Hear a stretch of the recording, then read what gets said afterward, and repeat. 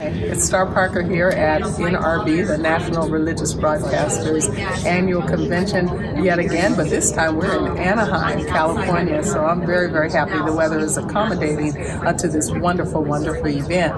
The NRB is keeping Christianity and its message in the public square and alive all around the world because the NRB umbrellas all of our Christian radio, television, publishing, you name it. This is where we come to grow, to learn, to fellowship, to network with one another. And so Star Parker here, your host at blackcommunitynews.com with one of our special friends, Mike Lindell. Mike, good to be with you once Great again. to be here. I come here to see you. Okay, come here to see me. I think, Mike, you're a friend of everybody here. And one of the real benefits to having your story in the public square now is it's a light for the Lord. It's a light to show that even when we're in the midst of dark, big places, He still speaks to us. I think that that's what our pastors received most by your testimony, not just on blackcommunitynews.com last year from NRB, but also when you came to our policy summit, our annual clergy policy summit, and shared from your heart personal experiences that you have gone through. And they know it because they're ministering those guys, and a lot of them even came through that life. So if very quickly you could just share with us, why are you even here?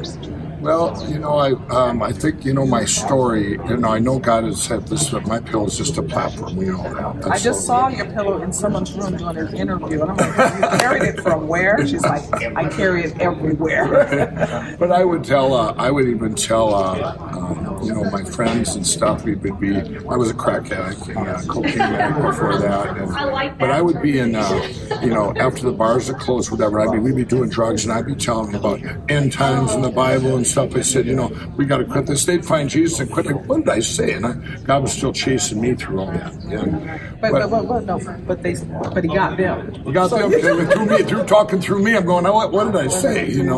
And and for me, I can look back now and see where all my addiction came from. And it comes from childhood or trauma. I think that's 99.99%. My family divorced when I was 7. Divorces weren't common back in 1969. I was put into a new school. My father's gone, and I'm the oldest of the family. And I'm in the school. I was real shy. Believe that? I was the shyest. Growing up, I would either be shy or show off, like jump out of a bus window. Hey, watch this guy, to be accepted. You want to be accepted. And one of the things I talk about now, like my 5-year reunion, that I had worked at a grocery store and a drive-in movie. And I dropped out of college after one course. I'm not learning anything. It's just like high school. I just took the test. I was very, be able to do that. But I thought, why am I here? So I left. And at my 5-year reunion, everybody was ahead of me in my mind. They're graduating from college and ready to stay with their same employer, so they're getting advanced. They're starting families. Just all I wanted was a family in my mind. And I was so inside, so hurting. But at that family, that 5-year reunion, I'm showing off. I'm saying, you guys, I said I crashed a motorcycle. I had 19 tickets in 2 days. I jumped. I went skydiving. My parachute didn't open. And these were all true stories, but everybody's, whoa. So I took away from what I wanted to make me feel good, bragging about this stuff. But inside, I was hurting. I wanted what they had. And God gave me that in 1987. I got married. 20 years I was married, raised 4 kids, very functioning addict. And I look back now, my daughter said to me one time, we're a dysfunctional family. I go, don't you ever say that. We're a fine family. I don't even know what that means, but that sounds bad. I go through all that, and I look back now, and it was all taken away when I invented my pillow, and then I was turned down everywhere, and I'd sold my bars, and I was always an entrepreneur, but I was dead broke. We turned the lights on in our house. We were labeling the pillows in our living room. My wife couldn't take more. She just went crazy, left. So it was the 20-year marriage was over. These guys were taking everything. There was a lot of darkness there. But did you revisit internally when your daughter said that and you didn't want to hear it? Did a little voice say, but maybe it's true?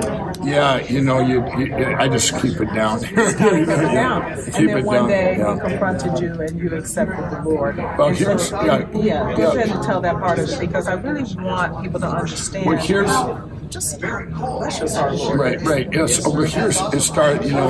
In my life, I laid out all these things, and even from my book, laid it all. And my one writer, he goes, Mike. I go, I don't know what to leave in, what to leave out. He said, Mike, let's go back to 1987. He grabs one episode, or 1980. He goes, the average person would say this happened. I surrendered, Jesus, but I was incorrigible. I wouldn't change, And my one son in 2008, he came up to me with it. Now his lips are quivering, and he's saying, Dad, I can't live here anymore. I want to live with my brother. And I almost started crying. I'm holding back. I said, yeah, I understand, and that hit me hard. And now, you always see me wearing my cross on TV, but I always wear my cross, even back then. I always, I wanted that relationship. I met a gal in 2014, Kendra, and I also, she had something I didn't have. And I'm going, what do you have? She goes, Mikey. She goes, you need to get born again. You need to surrender. Personal relationship. I go, I got that. And I'm going, she goes, no, you don't. And I'm going, I believe in God. And she says, no, it's a personal. And I knew she was right. And this, kept going. And I mean, February 18th, 2017, when I fully surrendered, at a retreat I was on, and then everything changed. It's like now, I got the Holy Spirit. I can be proactive in my prayers. When people pray and they go, oh, I'd pray to be reactive. God, get me out of this situation. And now but maybe that wasn't God's will. But God's will is in the Word, and I'm going, now I'm being proactive and praying, staying in the Word, and then you can, and it's easy, it becomes easy. People say, well, Mike, how do you're everywhere, you're doing all this stuff. I'm going, that's God. That's relationship. Well, let's talk about that a minute, because I think that one place where He's using you specifically that is so critical to today is to speak into our culture. We've gotten to a place where Christianity is not in vogue, and yet here you are, this big businessman that's in everyone's household saying, I'm nothing without Christianity. Absolutely. What has been the reception to that? God gave me this platform, and I pray every day for wisdom and discernment that I do it right for Him. Okay, they've been on TV 3 million times now, and everybody knows, and everybody knows me. Well, that platform, people come up to me. They don't talk to me about the pillow anymore. They come up and say they want to talk about me getting saved, how that relationship with Jesus, and they go, wow, and being able to take that platform and put the credibility and to say, you know what. Jesus is real, and saying all this stuff. I was attacked early on, even for wearing my cross on TV. They're attacking me. They call up, and I was the only person taking calls and going, "You wearing that cross?" Blah blah blah. Some would say to sell pillows. Some would say not. I'd send them pictures of me now. When back in my drug days, even wearing my cross. And they go, and now they'd be saying pictures that will be available in your book. But I'll tell you, Star, they would be after 2 hours, I'd be arguing with them, about Jesus. They get saved on the phone, and I'm still going, what do I say? And so it's an amazing platform. It's an amazing platform. And you have so many things that you're working on.